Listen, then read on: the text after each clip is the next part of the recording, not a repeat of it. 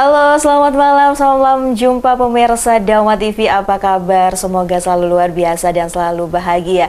Senang sekali saya Nisha Naila dapat kembali hadir menjumpai Anda tentunya dalam program acara Manage Your Mind. Mind is not everything, but everything come from your mind. So, manage your mind. Pikiran bukan segalanya, tapi segalanya berawal dari pikiran. Untuk itu mari kita menjaga hati dan pikiran kita agar selalu menjadi pribadi yang positif. Pemirsa Dharma TV, di kesempatan kali ini Manage Your Mind membahas tema yaitu keterlibatan generasi Z atau Gen Z dalam perkembangan gereja Katolik. Di tengah perubahan zaman yang cepat, gereja Katolik menghadapi tantangan dalam menarik generasi Z. Lahir di era digital, mereka membawa perspektif baru yang segar dan memiliki potensi besar untuk menjadi pelopor dalam perkembangan gereja. Sebagai bukan hanya penerima ajaran, tetapi juga sebagai aktor aktif dalam mewartakan Injil, generasi Z dapat membentuk gereja yang lebih relevan. Namun, bagaimana mereka dapat menjadi pelopor baru dalam mewartakan Injil dan membangun komunitas iman yang kuat?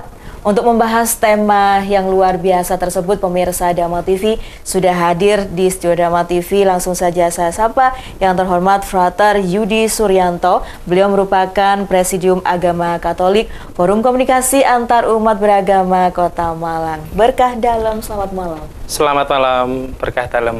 Iya, bagaimana kabarnya Frater Yudi Suryanto?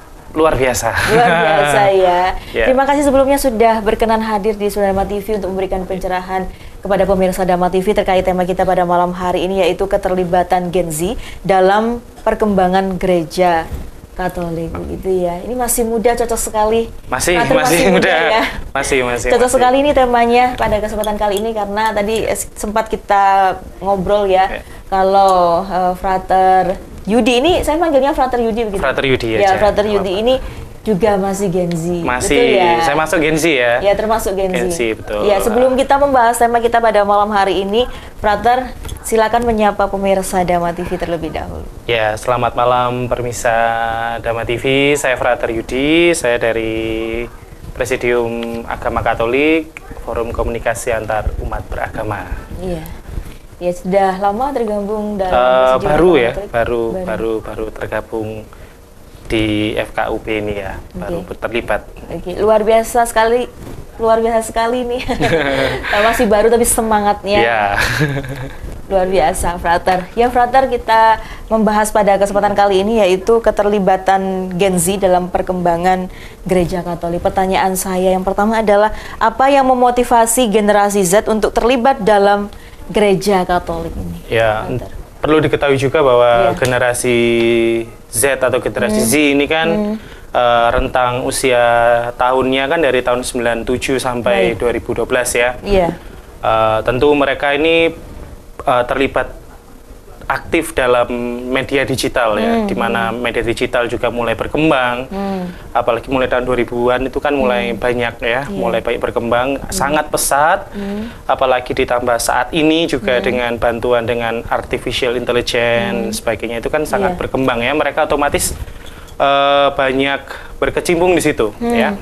Tentu gereja Katolik pun juga mempunyai semangat, yaitu Ecclesia Semper Reformanda atau gereja senantiasa berubah, dalam artian gereja selalu dalam prinsip-prinsipnya dikontekstualkan dalam keadaan zaman sekarang. Tentu dia tidak dalam tanda kutip kuno, tetapi juga berkembang, menyesuaikan dengan zaman. Tentu tetap dengan prinsip-prinsip yang dipegang teguh ya.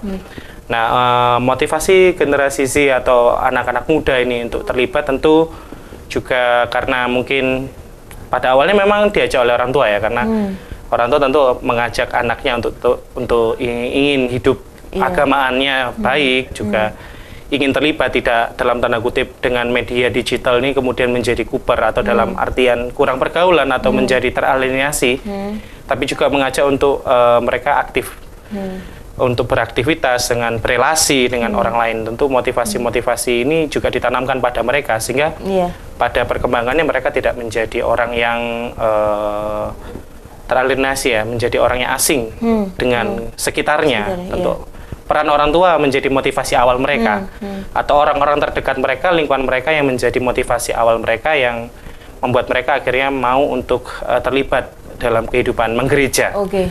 Gitu. Yang dimaksud dengan tadi tetap modern seperti itu ya, ini maksudnya bangunan gerejanya atau bagaimana? Umatnya atau komunitasnya, komunitas gerejanya. Dalam artian gereja itu dalam artian komunitas jemaatnya. Baik, berarti ini saya garis bawahi ya. Bukan gereja bangunan tetapi gereja jemaat. Baik, jemaatnya berarti jemaatnya. Baik, gitu ya. Jadi yang memotivasi Gen Z untuk terlibat dalam gereja Katolik di sini adalah umatnya yang dimaksud ya, bukan bangunannya. Betul sekali. Baik, ya. Selanjutnya, bagaimana generasi Z ini memandang peran gereja dalam masyarakat modern? Tentu ya, mereka memandang gereja atau jemaat ini ya menginginkan bahwa gereja juga terlibat aktif ya dalam bermasyarakat, khususnya dalam kegiatan masyarakat modern. Tentu mereka punya sikap kritis, punya pemikiran yang sangat terbuka dengan kemudahan informasi. Jadi mereka memiliki keinginan bahwa ya seyogyanya gereja mampu untuk lebih dan lebih lagi gitu ya, bisa terlibat dalam kegiatan masyarakat, tidak hanya dalam kutip liturgis saja, ritual rohani di dalam gereja, tetapi juga mereka mengajak gereja untuk keluar, dalam arti mau menyapa yang di luar komunitas mereka. Contohnya seperti apa itu kalau di luar? Mungkin keterlibatan seperti forum komunikasi antar umat beragama itu juga menjadi sikap gereja untuk terbuka, mau berelasi.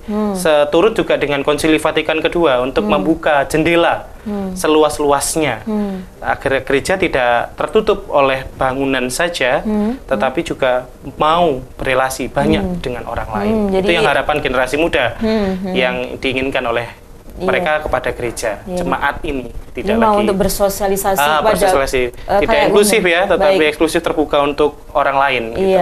Terbuka untuk orang lain. Mohon maaf, apakah ini juga bisa tergabung terhadap komunitas seperti forum komunikasi antar umat beragama yang dalamnya itu kan tidak hanya agama Katolik begitu ya, tapi ada agama-agama lain. Betul. Itu, kan? Jadi mereka mengenal juga bahwa mereka nggak sendiri, tidak hanya Katolik saja, tetapi juga mengenal agama-agama lain gitu loh. Toleransi. Akhirnya terciptalah toleransi antara mereka. Ya, luar biasa sekali, Frater. Kemudian nilai-nilai apa ini dari gereja Katolik yang paling resonan dengan Gen Z saat ini? Ya, tentu paling tinggi adalah nilai kasih ya. Beriman, nilai kasih ini menjadi yang paling tinggi sih di dalam gereja Katolik, yang juga harus dimiliki oleh mereka. Karena dengan kasih mereka terbuka akhirnya. Dengan kasih mereka akhirnya mau memberi diri. Nilai rendah hati pun juga menjadi nilai yang harus mereka punyai. Melawan keinginan-keinginan diri sendiri, di mana kemajuan dan modernitas yang ada, mereka menjadi tertutup, tetapi dengan sikap rendah hati dan kasih tadi mereka mau pelan-pelan. Ya pelan-pelan, tentu tidak sekali. Jadi tentu dengan proses yang panjang, tentu juga tidak hanya anak mudanya saja, tetapi juga semuanya diajak untuk menjadi seperti itu. Ya, jadi memiliki sifat kasih ya, rendah hati ya. Jadi ini yang membuat motivasi Gen Z. Atau salah satu prinsip, ada salah satu topik mungkin yang bisa dipakai waktu itu adalah dari altar ke pasar gitu ya. Dari altar ke pasar. Jadi altar kan iman, liturgis, kerohanian, ajaran itu tidak dipakai mereka sendiri, tapi kita pasar kan tempat orang ramai, tempat banyak orang berkumpul. Nah, disitulah mereka berelasi di sana. Itu nilai ini yang dibawa oleh gereja Katolik. Jadi mereka tidak tertutup, intinya terbuka, mau berkomunikasi, berelasi, toleransi dengan orang lain. Berkomunikasi, toleransi dan mau terbuka untuk orang lain. Seperti itu ya. Untuk di zaman sekarang ini menarik sekali tadi yang disampaikan, era disrupsi ya. Jadi perubahan yang besar-besaran. Perubahan yang sangat signifikan, sangat masif sekali. Yang seringkali kalau mereka tidak diingatkan atau tidak ditemani, tidak didampingi, tentu mereka juga akan terjerumus. Ya, berarti ini harus ditekankan nilai-nilai kasih dan rendah hati tadi itu, sehingga mereka bijaksana dalam menilai perubahan zaman, dalam menilai kemasifan teknologi digital, zaman digital, artificial intelligence, sehingga dengan begitu mereka lebih bijaksana. Tentu tidak hanya generasi generasi tua, golongan tua pun juga harus menemani mereka ya, karena mereka belajar dari generasi muda seperti saya pun harus belajar dari mereka, bagaimana menjadi bijaksana, bagaimana menjadi pribadi yang rendah hati, penuh kasih, kan belajar dari mereka. Dari situlah nanti kita mengimplementasikan, mengkontekstualkan dalam kehidupan sekarang. Untuk mengimplementasikan di Gen Z ini kan juga susah gampang ya. Karena di zaman sekarang ini Gen Z berbeda mungkin dengan generasi milenial atau sebelum-sebelumnya gitu. Tantangannya bagaimana kalau menghadapi Gen Z? Tentu banyak tantangannya, banyak kompleks sekali. Jadi kalau kita runut ya banyak sekali tentu permasalahannya. Tentu sikap egosentris, kemudian tidak peduli, rasa kepekaan itu rendah sekali. Kemudian dalam tanda kutip kalau zaman sekarang masa bodoh, yang penting aku aman, tenang, nyaman, enak, tidak apa-apa. Yang lainnya terserah. Seringkali masa bodoh itu yang membuat mereka kurang perhatian kepada orang lain gitu. Tentu banyak kompleks ya, banyak permasalahan, sangat kompleks sekali. Sangat banyak gitu ya. Jadi ini nilai-nilai dari yang tadi disampaikan, rendah hati dan kasih ini harus selalu diterapkan untuk Gen Z gitu ya. Baik, Frater, kita lanjutkan lagi karena ada yang mau lewat. Satu ini tetap dalam program acara Manage Your Mind.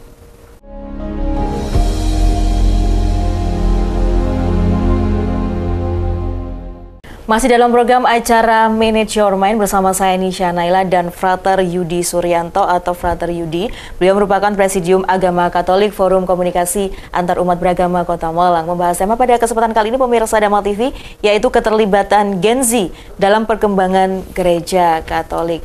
Karena program acara Manage Your Mind kali ini juga tayang melalui kanal YouTube Dama Televisi, Anda boleh untuk memberikan pertanyaan atau komentar positif melalui kanal YouTube Dama Televisi. Dan jangan lupa like, komen, dan juga subscribe kanal YouTube Dama Televisi.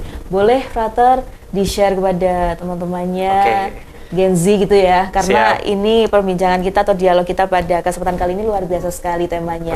Jadi keterlibatan Gen Z dalam perkembangan gereja Katolik. Begitu ya. Terima kasih sebelumnya, Frater. Sama-sama, terima kasih juga. Kita lanjutkan lagi ya.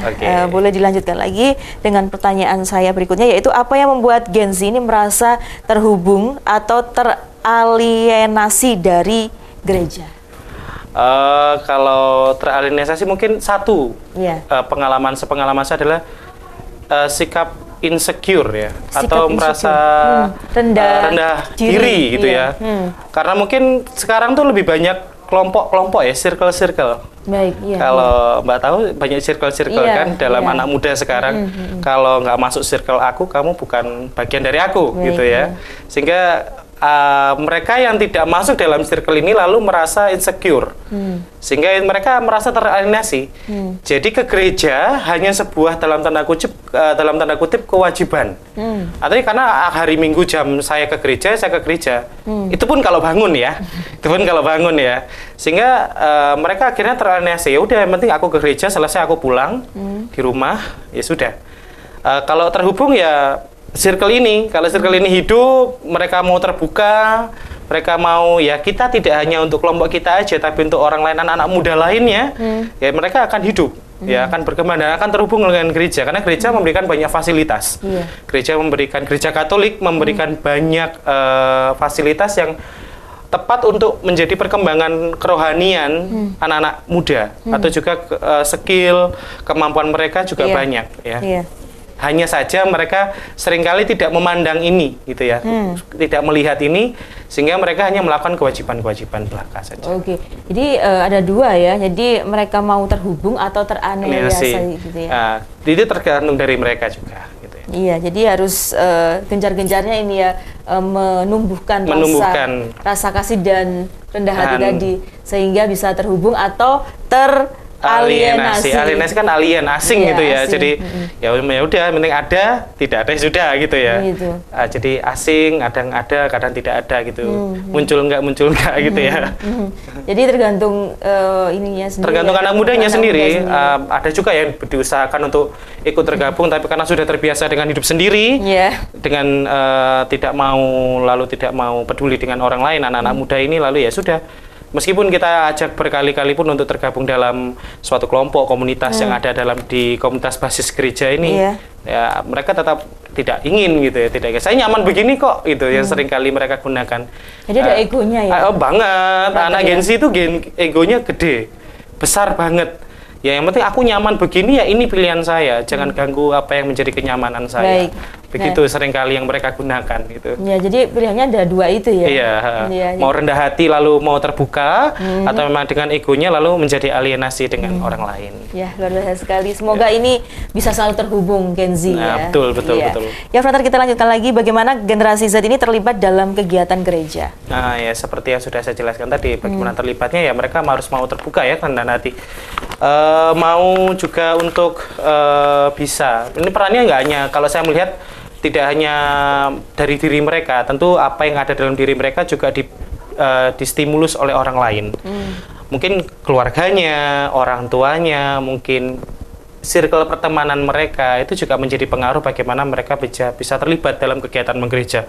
Teman-teman seimannya, teman-teman satu iman mereka dalam gereja Katolik banyak tempat, misalnya menjadi putra-putri altar, ada kelompok-kelompok kategorial seperti komunitas Tritunggal Maha Kudus, ada kelompok Legio Maria, itu kan juga bisa diisi oleh anak-anak muda. Itu banyak sekali peran-peran anak-anak muda. Jadi mereka ini jalan yang diberikan oleh gereja, tapi bagaimana kelompok-kelompok yang ini bisa merangkul mereka dari pihak tuanya, orang tua, keluarga.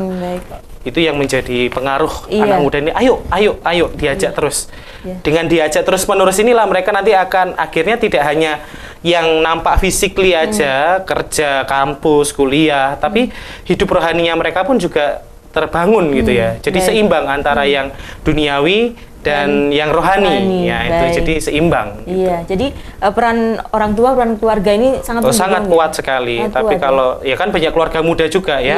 Banyak keluarga muda yang apalagi Gen Z yang tahun 97 kan mulai ada yang menikah, punya anak. Itu kan juga harus di dalam gereja Katolik ada kelompok-kelompok yang melatih, memberikan pengajaran kepada keluarga-keluarga muda yang Gen Z ini gitu ya. Oke, luar biasa sekali. Kemudian apa saja bentuk kegiatan gereja yang paling menarik bagi Gen Z? Tentu banyak ya. Yang tidak monoton begitu. Iya, nggak monoton. Tentu dia harus dinamis ya, karena anak muda Gen Z itu sangat dinamis sekali, banyak ingin banyak perubahan, tidak ingin satu tempat, tapi ingin yang ya banyak kesana kemari, tapi kesana kemarinya itu harus berbobot juga, karena kalau kesana kemari tanpa nilai, tanpa hasil apa yang mereka bisa dapatkan, dampak apa yang mereka dapatkan, ya percuma gitu ya. Harus banyak dinamikanya juga untuk anak-anak muda. Banyak hal sih, kalau saya dulu sepengalaman saya, misa Ekaristi alam, perayaan ibadah di alam misalnya gitu, atau muncak bareng lalu di atas puncak itu misa gitu ya, atau doa bersama tapi di alam sambil camping misalnya gitu. Itu hal yang, atau goes bareng, goes sepedaan bareng, nanti kita berhenti di suatu tempat, taman doa, kita doa rosario misalnya di sana oleh anak-anak muda. Itu yang mereka lebih suka. Nanti pelan-pelan kita bawa mereka ke dalam hal yang lebih serius. Baik, jadi tujuannya mulia ya sebetulnya ya. Jadi lewat itu, jadi hobi mereka apa, senangnya apa, kita ikuti, tapi disitulah disisipi hal rohani. Wah, luar biasa. Ini yang paling menarik, karena Gen Z itu sukanya kan memang tidak suka yang monoton begitu, Frater. Begitu. Banyak yang ya mereka dinamis ya. Dan satu juga moody ya. Iya, betul. Kadang-kadang seneng banget, kadang kalau nggak suka banget. Itu perubahannya sangat kentara sekali, kelihatan sekali ya. Jadi kalau lagi mood ya mood sekali, kalau nggak mood ya sangat down sekali gitu, kelihatan sekali. Gitu ya, Frater ya. Selanjutnya, bagaimana nih Gen Z dapat berkontribusi nih dalam memajukan gereja? Peran pemuda sangat penting sekali dalam memajukan gereja. Dalam satu dokumennya Gereja Katolik mengatakan anak muda itu, dalam dokumen Christus Vivit itu, gereja itu, anak muda dipandang oleh gereja adalah masa lalu, masa kini, dan masa yang akan datang. Jadi anak muda itu sangat berperan penting, karena mereka lah yang akan terus menghidupkan, atau dalam artian terus menjadi fondasi bagi gereja. Paus Fransiskus dalam kunjungannya ke Indonesia kali lalu juga mengajarkan bahwa peran kaum muda, sesuaikanlah dirimu dengan tempat engkau berada. Itu pesan Paus Fransiskus. Sehingga ya jadilah kamu anak muda Katolik, menjadi anak muda pada umumnya sesuai dengan tempat kamu tinggal, dengan keberagamanmu, dengan kekasanmu. Jadikanlah itu, lalu gunakanlah itu dalam engkau berelasi bersama teman-temanmu, bersama dengan kelompokmu di dalam komunitasmu, entah di gereja, entah dalam masyarakat juga. Sehingga itu yang menjadi partisipasi aktif mereka. Bawalah hal positif itu ke dalam gereja, sehingga gereja menjadi lebih hidup. Setara juga dengan maksud dari Konsili Vatikan kedua untuk mau terbuka. Baik, contoh konkretnya seperti apa kontribusi yang bisa dilakukan oleh Gen Z? Hal yang paling sederhana, biasanya mereka terlibat dalam kegiatan liturgi ya. Kegiatan liturgi, menjadi pembaca kitab suci, menjadi pemazmur, menjadi anggota KOR, menjadi among tamu, penerima tamu dalam saat. Kan mereka malu nih kalau misalnya ketemu orang banyak toh. Kadang-kadang mereka tuh insecure dalam tanda kutip, aku malu-malu nggak kalau misalnya mengarahkan orang, kalau kita ada suatu acara kan ada toh yang among tamu, terima tamu, silakan duduk ke sebagian ini yang carikan tempat kosong. Kadang-kadang mereka malu, tapi dengan begitu itu partisipasi aktif mereka kalau mau ya, jadi seperti itu. Atau dalam kegiatan-kegiatan yang diadakan di gereja, misalnya 17-an, ada kegiatan apa, kemudian ada kegiatan doa bersama di lingkungan-lingkungan di dalam suatu paroki di gereja Katolik, ada lingkungan-lingkungan wilayah-wilayah mereka aktif di situ. Itu juga menjadi partisipasi aktif. Ternyata ini loh gereja ini ada anak muda ini loh anak mudanya seperti ini. Paling enggak dalam hal doa dulu. Nanti baru berpartisipasi dalam hal lainnya. Iya, tentunya tidak ada paksaan ya kontribusi itu. Tidak, tentu tidak. Sedikit mungkin ya, karena memang Gen Z juga modelnya seperti itu, jadi sedikit diberi tekanan supaya mereka pun juga akhirnya mau untuk berkontribusi. Ya. Baik, Frater, kemudian apa saja hambatan yang dihadapi Gen Z dalam berpartisipasi aktif di gereja? Nah, ini sudah disampaikan. Sudah tadi ya. Ada moody gitu ya. Ada moody, ada insecure juga, pemalu. Itu menjadi hambatan-hambatan. Kalau mereka ketemu circle yang pemalu, ya pemalu terus. Tapi kalau nanti ada circle yang atau kelompok anak muda yang terbuka, lalu mereka mau masuk ke kelompok yang insecure ini, ya mereka yang insecure-nya akan selama-lama akan terbuka. Nah, bagaimana cara memilih circle itu? Apakah memang Gen Z itu perlu untuk memilih circle, ataukah tetap jadi diri sendiri atau be yourself, rather? Tentu menjadi be yourself itu penting ya. Menjadi be yourself itu adalah menjadi diri kamu sendiri apa adanya. Tentu, tapi menjadi be yourself kan tidak lalu dia hidup sendiri. Tentu dia akan bertemu dengan teman-temannya. Nah, dalam memilih teman-temannya ini perlu ada yang namanya kebijaksanaan dalam memilih teman. Mana yang kiranya teman-teman yang membawa dia pada kebaikan, juga berani menolak ajakan-ajakan yang dalam tanda kutip membawa pada keburukan. Itu yang menjadi harus menjadi pegangan oleh anak-anak Gen Z ini, menjadi anak-anak muda ini, sehingga mereka juga tidak terjerumus dalam hal yang salah, tetapi mereka juga berkembang. Sehingga tidak ada penyesalan-penyesalan di akhir nanti gitu ya. Iya. Jadi memilih circle itu tidak apa-apa ya. Berteman sih, lebih ke arah ke pertemanan mereka. Kalau toh mereka ketemu circle, kalau circle-nya keras tertutup ya sama aja gitu ya. Tapi mereka, kalau gereja Katolik mengajak semua adalah temanmu gitu loh. Semua adalah temanmu, tidak hanya ini dan itu saja, tapi semua adalah teman gitu, semua adalah sahabat, ya, teman seperjalananmu gitu ya. Jadi semuanya kita berteman, bersaudara. Frater. Baik, Frater, kita lanjutkan lagi ya. Setelah yang satu ini, tetap dalam program acara Manage Your Mind.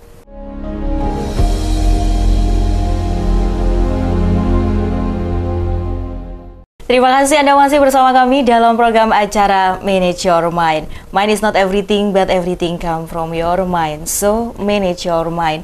Bersama saya Nisha Naila dan Frater Yudi Suryanto membahas tema pada kesempatan kali ini pemirsa Dharma TV, yaitu keterlibatan Gen Z dalam perkembangan gereja Katolik.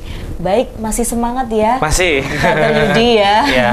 Ya, untuk membahas tema yang luar biasa kali ini, pertanyaan saya berikutnya adalah bagaimana gereja Katolik dapat berkomunikasi dengan Gen Z secara efektif?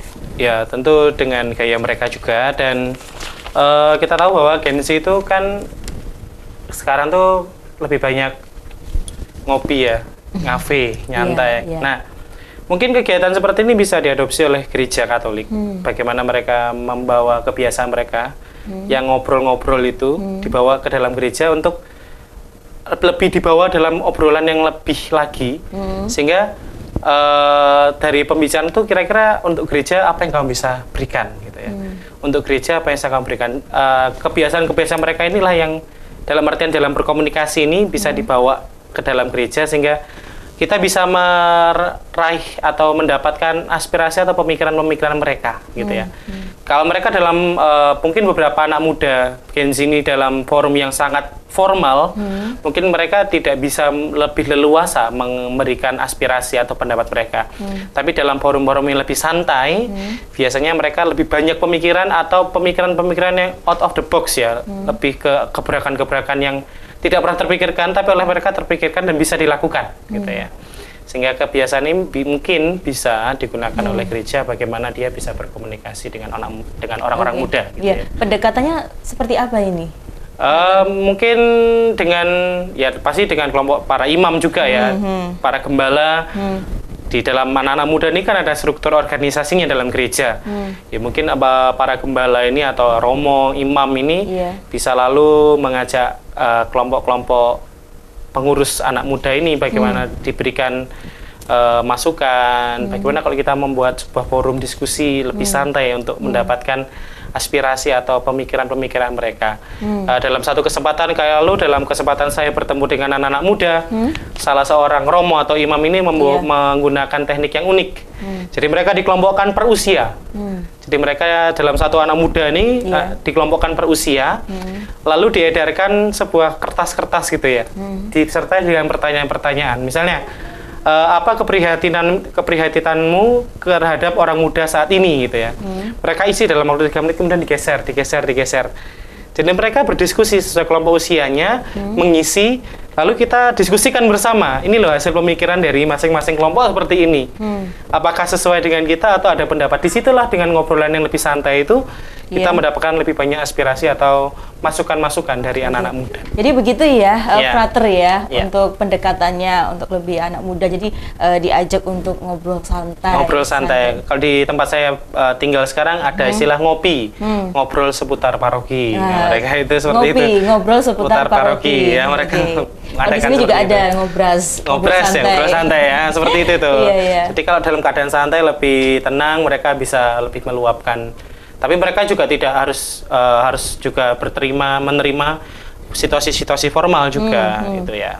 Gitu. Baik, selanjutnya apa peran teknologi dalam membangun hubungan antara gereja dan Gen Z?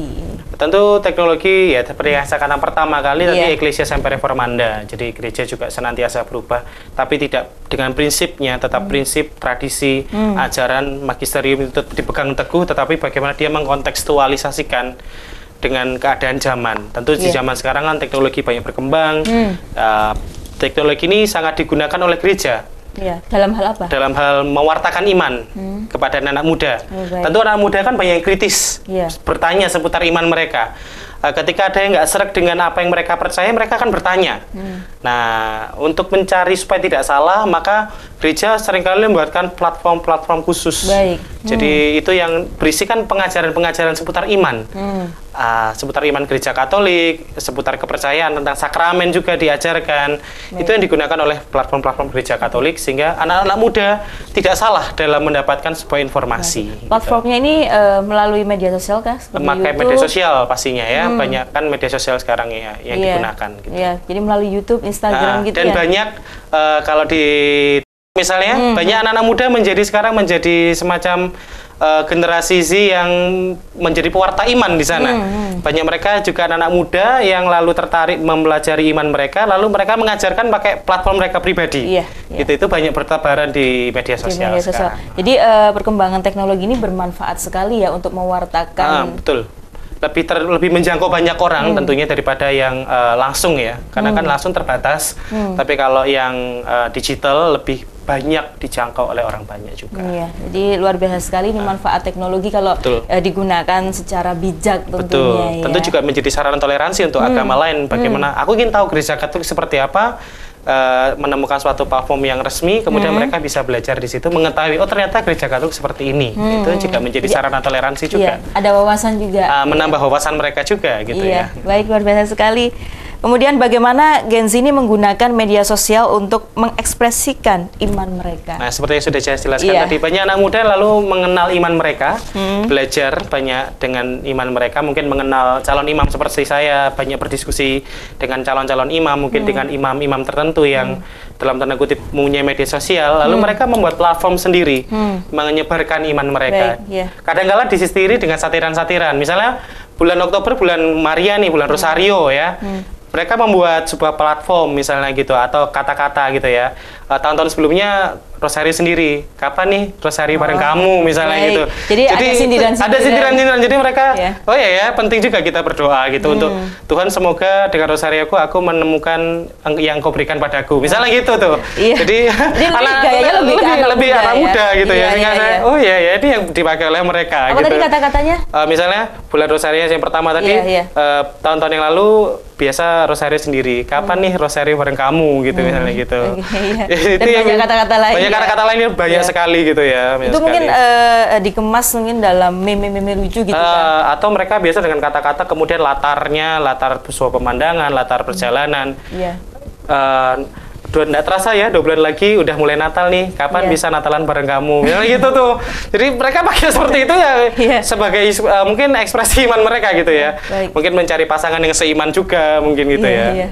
Jadi seperti itu, jadi dikondisikan dengan gayanya anak muda saat ini. Sehingga kolom komentar penuh dengan diskusi anak-anak muda gitu. Sebenarnya itu lebih masuk ya, frater ya. Ya untuk saat ini itu lebih mengena ke mereka gitu ya. Tapi sekarang peran gembala, katekis juga lalu membawa mereka ke makna tidak hanya mendasar, hanya luarannya saja, tapi lalu dibawa semakin ke dalam mengenal iman mereka. Iya, luar biasa sekali ini. Jadi, kalau boleh tahu mungkin pernah ada ini medsosnya, maksud saya ada medsos kah? Kalau saya sendiri nggak terlalu banyak di situ ya, bermain di situ. Cuman teman-teman saya banyak yang para frater juga ada beberapa yang calon imam yang pakai media sosial untuk sarana pewartaan juga gitu. Maksud saya apakah ada komunitas sendiri begitu?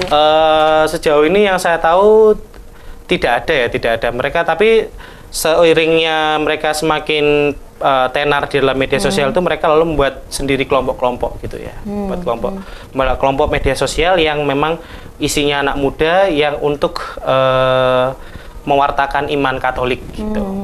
Apakah juga pernah ada kegiatan-kegiatan gitu yang mendorong mereka untuk mengekspresikan iman begitu? Banyak ya. Kalau yang khusus banyak sih pertemuan orang muda. Salah satu lagi di salah satu keuskupan mengadakan jumpa orang muda misalnya gitu, atau sekami Serikat Kepausan Anak Misioner itu juga diselenggarakan anak muda, atau pertemuan OMK Sedekenat gitu misalnya, itu menjadi ladang-ladang untuk bertemunya anak-anak muda ini gitu ya. Yang kemudian dikembangkan melalui medsos begitu. Iya, lalu selesai pertemuan mereka membuat highlight pertemuan nih. Iya, aku ketemu dengan, akhirnya selesai pertemuan ini aku ketemu dengan yang Tuhan berikan padaku misalnya gitu. Jadi ketemu dengan pasangannya gitu. Bertemu dengan pertemuan ini iman saya semakin mengenal siapa itu yang saya imani selama ini. Banyak mereka berdiskusi antara anak muda tentang iman mereka gitu ya. Komsel misalnya, komunitas sel. Nah, itu juga menjadi Tapi tentunya begini, Frater, media sosial ini kan juga harus ada batasan begitu dalam mewartakan iman begitu ya. Nah, ini bagaimana solusinya agar maksud saya tidak menyimpang gitu dengan ajaran agama Katolik? Untuk supaya tidak menyimpang tentu kita dibutuhkan, karena media sosial juga masif, berkembang banyak, tentu juga harus kebijaksanaan ya. Tentu yang namanya education of digital era itu penting. Jadi edukasi ya. Edukasi tentang dunia digital, tentang dunia media sosial itu perlu juga diberikan kepada mereka. Tentu kalau kita latihkan yang ini salah nih, tentu perkembangan kelompok-kelompok media sosial kan banyak sekali ya. Platform ini kan bertumbuh terus, bahkan sekarang kita diskusi ini pun mungkin di luar sana banyak sekali baru bermunculan media sosial yang baru gitu kan. Sehingga yang namanya edukasi tentang media digital ini perlu banget untuk mereka. Tentu banyak sekali kegiatan-kegiatan yang tentang edukasi yang dilaksanakan oleh Gereja Katolik juga, dan juga bagaimana di luar sana juga memberikan edukasi-edukasi seperti itu. Karena kadang-kadang jangankan kita mewartakan iman ya, kita menulis sesuatu atau caption itu bisa jadi oleh oknum itu lalu jadi komentari negatif. Dan anak muda sekarang kebanyakan curhatnya di media sosial ya. Betul, betul. Sehingga yang ini juga perlu kebijaksanaan. Kita perlu banyak melatih anak muda supaya tidak serta-merta semua ditumpahkan di media sosial gitu ya. Baik. Perlu ada batasan-batasan tertentu. Kehidupan pribadi, kehidupan relasi mereka, kemudian bagaimana mereka memberikan diri untuk pelayanan, tidak serta-merta semuanya harus diberikan atau dibeberkan lewat media sosial. Baik, luar biasa sekali. Saya juga dapat ilmu ini dari Frater ya. Kita lanjutkan lagi, tapi tunggu dulu ya, karena ada yang mau lewat satu ini. Tetap dalam program acara Manage Your Mind.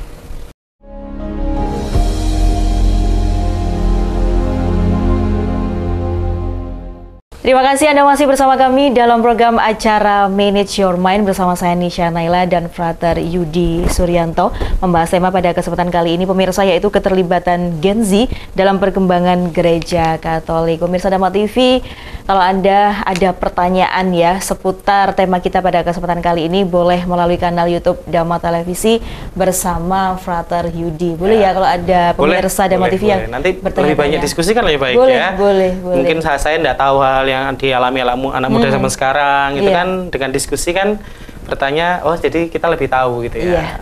Baik, kita lanjutkan lagi ya dengan pertanyaan saya berikutnya, yaitu bagaimana Gereja Katolik ini dapat memanfaatkan platform digital untuk menjangkau Gen Z. Tadi sudah diulas sedikit-sedikit, bisa dikembangkan lagi? Ya, menggunakan platform ya tentu Gereja Katolik dengan perkembangannya menggunakan media sosial sebagai sarana penyebaran iman dan juga sarana untuk mengajak anak-anak muda secara khusus atau lebih umumnya untuk semua orang juga menjadi pribadi yang tadi penuh kasih sesuai dengan ajaran-ajaran gereja, sesuai dengan apa yang gereja ajarkan kepada orang banyak gitu ya, dan menjadi tempat untuk mendapat info-info terbaru mungkin seputar perkembangan gereja.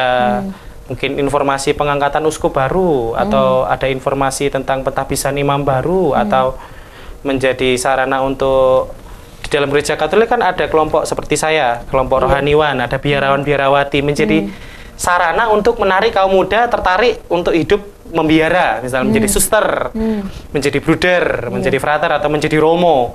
Itu kan mereka menggunakan media sosial untuk menarik minat kaum muda. Mungkin mereka ingin menghidupi suatu spiritualitas hidup yang lain.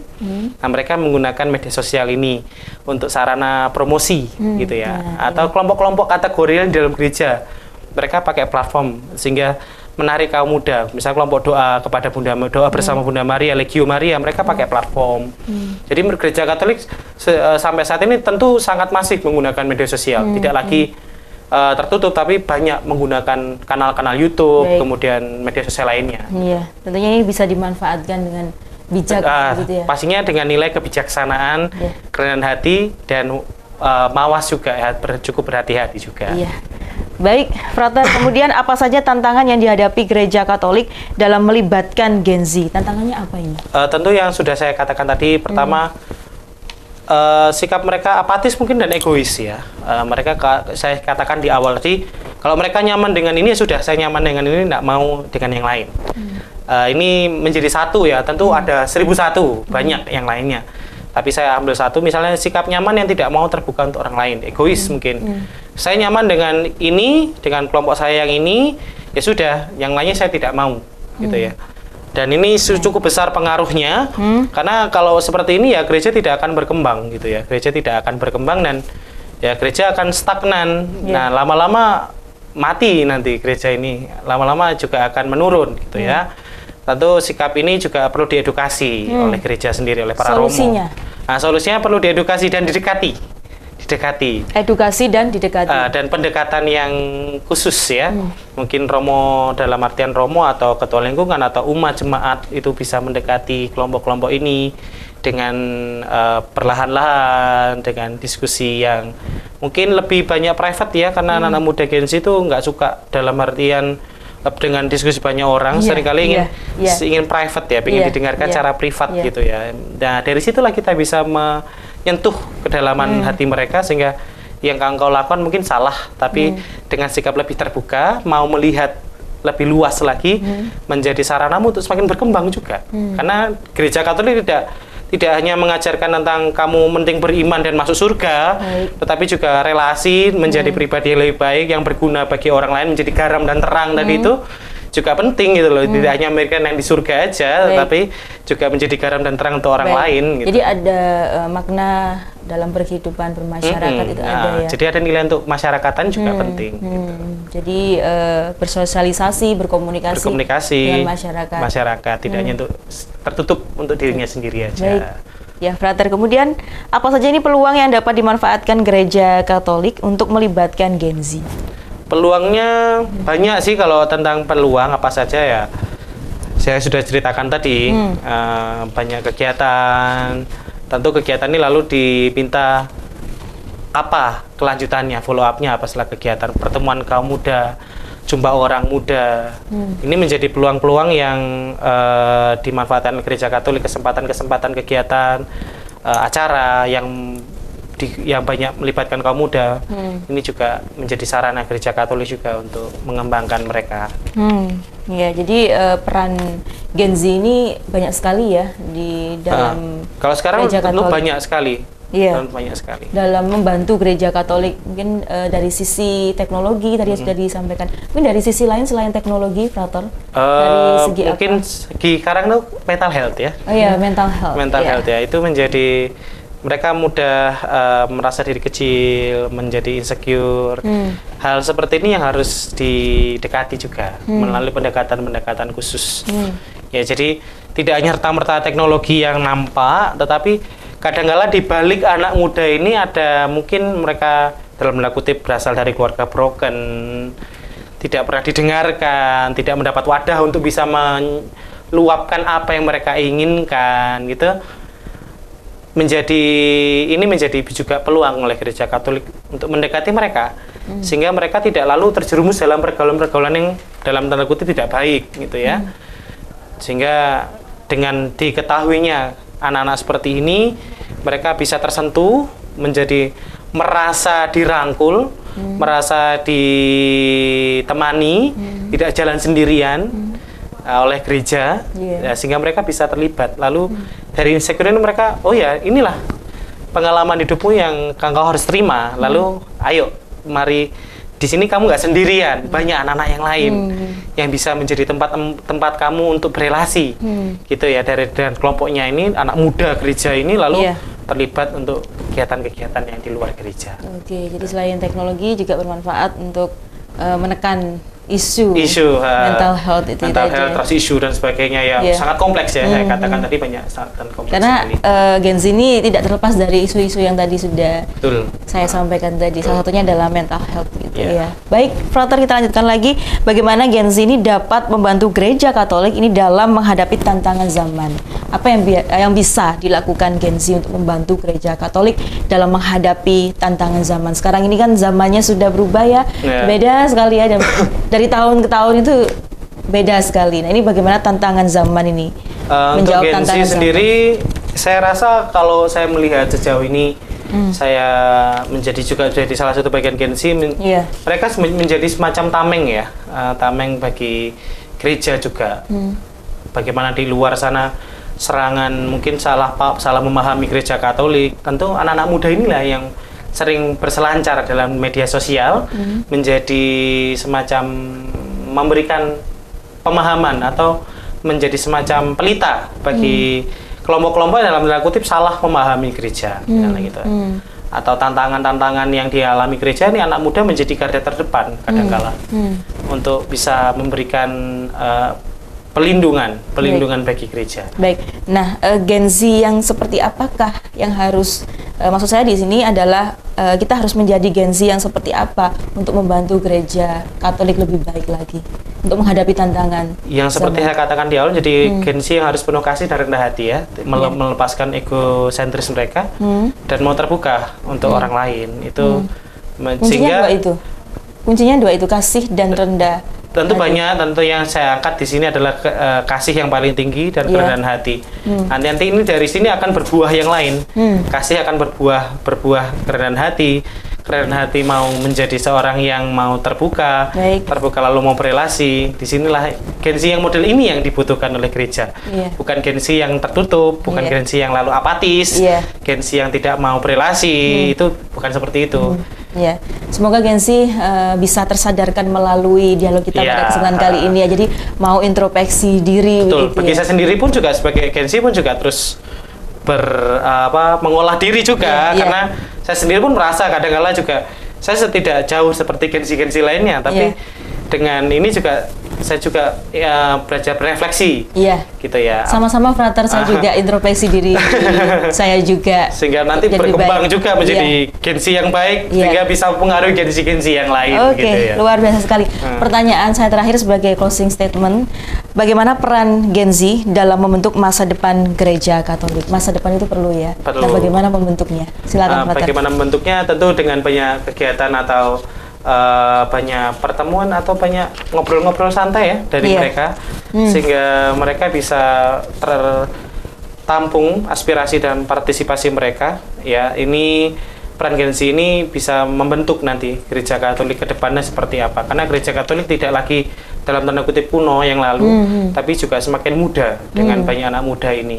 Dengan gaya mereka tentu juga perlu batasan-batasan khusus, sehingga tidak lalu asal-asal, pokoknya anak muda seperti indah. Tentu gereja Katolik pun juga punya batasan-batasan yang tidak boleh dilewati dalam segi ajaran dan iman. Ya, meskipun pembawaannya mungkin lebih dikontekstualkan zaman sekarang, tapi prinsip, tradisi dan ajarannya tidak boleh berubah. Prinsip, tradisi dan ajarannya tidak boleh berubah karena itu pakem. Ya, tapi bagaimana penempatannya itu bisa dikontekstualkan sesuai tempat gereja itu berada. Harapannya seperti apa ini? Masa depan gereja Katolik di tangan Gen Z. Tangan Gen Z ya semakin berkembang sih, tidak lalu mengalami kemunduran ya, tidak mengalami kemunduran, tetapi ya semakin berkembang dan bisa menempatkan diri sesuai dengan anak-anak muda ini yang kedepannya juga akan menjadi pemegang atau menjadi nahkoda bagi gereja Katolik gitu. Menjadi nahkoda. Karena lama-lama ya anak muda ini, yang anak muda ini kan berkembang. Yang mereka ini akan menahkodai gereja. Kelompok imam pun lama-lama ya dari generasi muda kan, generasi Z ini yang menjadi imam, biarawati, menjadi katekis, pengajar iman kan mereka juga. Baik, luar biasa sekali. Terima kasih, ini saya dapat ilmu luar biasa ya dari Frater Yudi, dan semoga pemirsa Dhamma TV yang menyaksikan program acara Manage Your Mind ini juga bisa saling introspeksi diri, terutama untuk Gen Z begitu ya, Frater Yudi ya. Jangan lupa nanti berdiskusi juga di kolom komentar ya. Jangan lupa diskusi pemirsa Dhamma TV melalui kanal YouTube Dhamma Televisi, berikan komentar positif atau ada pertanyaan atau diskusi. Masukan untuk anak-anak muda ya, secara luas mungkin. Sekali lagi terima kasih untuk Frater Yudi Suryanto, beliau merupakan Presidium Katolik, Agama Katolik, Forum Komunikasi Antar Umat Beragama Kota Malang, membahas tema pada kesempatan kali ini yaitu keterlibatan Gen Z dalam perkembangan gereja Katolik. Terima kasih sekali lagi, sampai jumpa. Terima kasih. Di kesempatan yang lebih baik. Ini luar biasa sekali. Ya, pemirsa, usai sudah kebersamaan kita dalam program acara Manage Your Mind. Tetap terus saksikan program acara Manage Your Mind setiap hari Selasa pada pukul 19.00 waktu Indonesia Barat hanya di Dhamma TV. Akhir kata, saya Nisha Naila beserta kru yang bertugas mengucapkan terima kasih atas kebersamaan Anda. Dhamma TV selalu damai di hati. Selamat malam, sampai jumpa.